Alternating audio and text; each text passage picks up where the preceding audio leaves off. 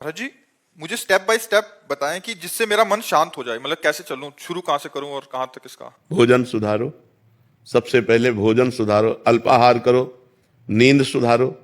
नींद सुधारने का मतलब 5 घंटे या 6 घंटे जो टाइम रखो वो रात्रि में होना चाहिए और ब्रह्म मुहूर्त में उठना चाहिए। अगर स्टेप बाय स्टेप चलना चाहती हो तो पहले भोजन सुधारो।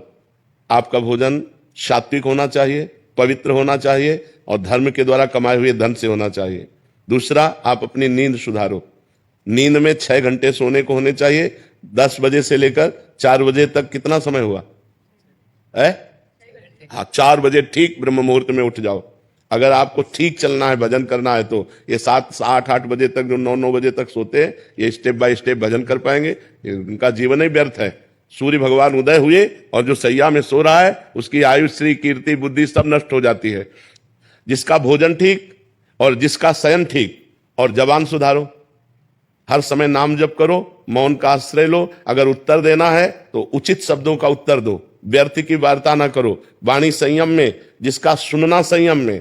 हम गंदी बातें न सुने, प्रपंच न सुने, भगवान की लीला कथा सुने, भगवान की चर्चा सुने, संत वाणी सुने, शास्त्रों की वाणी सुने, तो हमारी श्रवण इंद्री पवित्र। जब हमारी एक एक इंद्री पवित्र हो जाएगी तब हमारा मन भगवान में लगने लगेगा। और समस्त शास्त्रों में वर्णन है, नवधा भक्ति से श्रेष्ठ कोई साधना नहीं है।